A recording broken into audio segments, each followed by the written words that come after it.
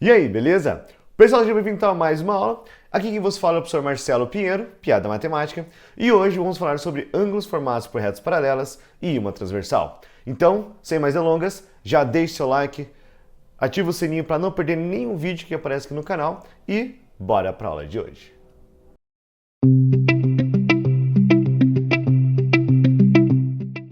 Pessoal, então sem mais demoras, vamos para a aula de hoje. Nós temos aqui então nossos ângulos formados por retas paralelas e uma transversal. Primeiro, vamos relembrar alguns conceitos aqui, tá? O que são retas paralelas e o que é uma reta transversal.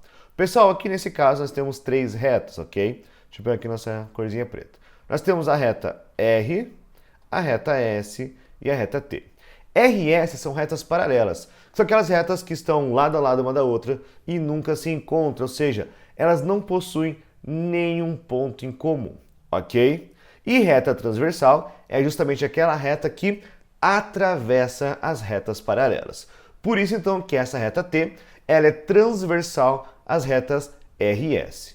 E quando nós temos isso, aparecem esses 8 ângulos aqui, tá? Então, sempre que nós temos duas retas paralelas e uma transversal, formam-se 8 ângulos, ou seja, dois grupos de 4 ângulos, ok? E qual que é a relação entre esses ângulos? Primeiro, seguindo nossa aula passada, que falamos sobre ângulos opostos pelo vértice, se você não viu, deixarei aqui no card para que você acompanhe. Nós temos aqui ó, o ângulo A e o C, são ângulos opostos pelo vértice. Então, A é igual a C, ok? Assim como o ângulo E vai ser igual ao ângulo G, que também são opostos pelo vértice. E também nós temos, né, o ângulo B, que é igual ao ângulo D, e o ângulo F, que é igual ao ângulo H, ok? Isso acontece porque são ângulos opostos pelo vértice. Mas o que é novo aqui, imagine o seguinte, imagine que eu vou pegar esses 4 ângulos aqui de cima e vou colocar em cima desses 4 ângulos aqui de baixo, ok? Fazendo isso, qual ângulo vai ficar em cima de qual ângulo? Você já percebeu isso? Ó? O ângulo A vai ficar em cima do ângulo E, correto? Então, como um fica em cima do outro, eles têm o mesmo tamanho. Nós falamos que eles são ângulos congruentes. Então, o ângulo A é igual ao ângulo E, ok? Assim como o ângulo C ficaria em cima do ângulo G. Portanto, C é igual a G, ok? Deu para entender? Fácil, né? Assim também, ó, o ângulo B ficaria em cima do ângulo F, correto? Então, B é igual a F, assim como D ficaria em cima do H. Então, o ângulo D também é igual ao ângulo H. Esses ângulos aqui de baixo, esse segundo grupo, nós damos um nome para ele. Eles são chamados de ângulos correspondentes. Ângulos correspondentes, então, são ângulos que se correspondem, ou seja, ângulos que estariam no mesmo lugar. E qual que é a propriedade entre eles? Que eles são iguais. Beleza? Tranquilo? Bem fácil a primeira parte, né? Nós vamos dividir nossa aula em 3 partes, ok? Primeiro, ângulos correspondentes. Agora, vamos falar de ângulos alternos e colaterais. E depois, os nossos exemplos, ok? Bom, já apareceu 2 nomes aqui para vocês na tela, nomes diferentes. Talvez você não os conheça, que são os ângulos alternos e os ângulos colaterais, ok? Alternos internos, né? E colaterais internos e externos também. Primeiro, o que é esse alterno, que é colateral? Segundo, o que é interno, que é externo? Primeiro, vamos entender o que é isso interno e externo, que é o mais fácil por enquanto. Então, olha só, quando eu tenho duas retas paralelas, ela forma essa região entre as retas paralelas, em que nós vamos denominar de região interna, ok?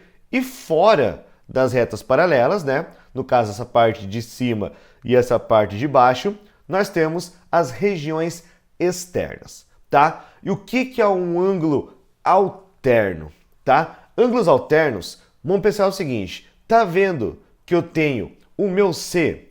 Eu vou alternar, ele quer alternar, trocar de lado, ok? Eu vou alternar o lado e vou achar um ângulo que seria correspondente a ele. Nesse caso, o ângulo correspondente ao C seria o ângulo E. Portanto, o ângulo C e E, eles são alternos internos, ok? Então, alternos, troca de lado. Interno, porque está na região interna. E qual é a propriedade dos ângulos alternos internos? É que eles são iguais. Então, por exemplo, primeiro alterno interno seria o ângulo C e o ângulo E. São alternos, cada um está de um lado, ok? E eles são iguais, tá bom? Deu para entender? Bem fácil. Ah, professor, então o D e o F também são alternos internos? Sim, também são. Então eu tenho que D também é igual ao ângulo F. Beleza? Tranquilo? Isso aqui é bem fácil, né? Pegando a mesma ideia de alterno, só que agora na região externa, né? Ou nas regiões externas, que é em cima e embaixo, eu conto como se fosse uma só, que é externo, ok? Se eu pegasse o ângulo A, quem que está alternando com ele? Ou seja, qual é o ângulo correspondente, né? Igual a ele, só que tem que estar do outro lado. Nesse caso, é o ângulo G. Então, o A e o G são os alternos externos e eles são iguais. Assim como também eu tenho o B com o H. Alterno trocando de lado e externo porque estão fora. Então, B também vai ser igual ao ângulo H. Tranquilo? Fácil, né? Bem tranquilinho, bem suave. É isso que a gente vai aprender hoje. E os colaterais? Colaterais, o próprio nome já diz, né? Essa palavra co vem de juntos e laterais de lado. Então, eles estão juntos no mesmo lado. Então, nesse caso, quem que está do mesmo lado na região interna? Lembrando que é sempre um ângulo de cima com um ângulo de baixo. Essa é a minha comparação, ok? Ó, o D e o E estão do mesmo lado. Beleza. Então, D e E são colaterais internos. Mas qual que é a propriedade entre os colaterais? É que esses ângulos, eles são suplementares. E o que é um ângulo suplementar? Se você não sabe, também veja o nosso cardzinho, tem uma aula especificamente sobre isso. Mas ângulos suplementares são ângulos que, se eu somar, vai dar 180 graus. Então, aqui eu sei que D mais o E vai dar 180 graus. Professor, por que dá 180 graus? Veja, o D não é igual ao C e o D com C não dá 180, portanto, D mais E também vai dar 180 graus. Outro ângulo, outro caso, é outro par de ângulos colaterais da região interna, ou seja, colaterais internos. São os ângulos FC, né? Ou CF. Então, C mais F também serão suplementares, ou seja, também vai dar 180 graus. Beleza? Continuando então, agora os colaterais externos, ou seja, vão estar fora das retas paralelas, ok? Começando com o lado esquerdo, temos o A e o H, estão do mesmo lado, no lado esquerdo, então A mais H também vai dar 180 graus, assim como vou somar o B com o G, então B com G também dá 180 graus, porque eles também são colaterais externos. E aí, pessoal, tranquilo? Deu para entender? Fácil, né? Não é tão difícil, aqui é bem visual, na verdade. Então agora vamos para os nossos exemplos de hoje. Então, o primeiro exemplo diz o seguinte, ó. Calcule o valor de x, ok? Bom, olha só o que ele nos deu. Ele falou que aqui em cima vale 3x mais 45 e aqui embaixo vale 30. Isso aqui, pessoal, tem várias maneiras que você pode chegar na mesma solução. Primeiro, você pode lembrar dos ângulos correspondentes, alternos e colaterais. Se lembrou dos colaterais, porque eles estão do mesmo lado, você pode usar isso, né? Colaterais estão do mesmo lado da reta, lado esquerdo, e ambos estão nas regiões externas. Então, eles são colaterais externos. E qual que é a propriedade que a gente acabou de verificar? É que esses ângulos somados vai dar 180 graus. Professor, não consegui visualizar isso aí. Então, pensa o seguinte, vamos usar a questão dos ângulos correspondentes. Tá vendo que aqui que é 3x mais 45? E esse ângulo, se eu pegasse ele aqui de cima, fosse colocar aqui embaixo, ele estaria nessa posição? Então aqui, ó, também é 3x mais 45, ok? E além disso, né, se eu somar esses dois ângulos aqui, vai dar 180 graus. Acho que fica mais fácil de visualizar assim, não é mesmo? Então vamos fazer isso, ó. 3x mais 45 mais 30 é igual a 180 graus, ok? Bom, aqui tem letra, não posso juntar com ninguém, mas esses dois não tem, então eu posso juntar. Lembra? Água e óleo. Água se separa com água junta com água, óleo só junta com óleo. Então 45 mais 30, 75. 3x mais 75 é igual a 180. 75 está mais, passa subtraindo, né? Ele está mais, então quando ele passa para o outro lado, troca a operação. Então 3x igual a 180 menos 75. Então 180 menos 75 dá, muito bem, 105. E esse 3x, como está multiplicando, o 3 passa dividindo. Então fica 105 divididos por 3. Que dá, muito bem, 35.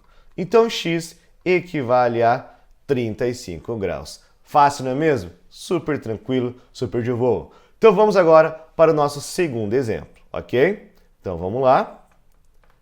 Colocando aqui, ó. Determine o valor de x, y e z. Olha que interessante, galera. Isso daqui, pessoal, também nós vamos usar esse exemplo para outra coisa, tá? Para demonstrar por que a soma de qualquer triângulo sempre vai ser 180 graus, ok? No plano, tá? Sempre no plano. Então presta atenção aqui, olha só.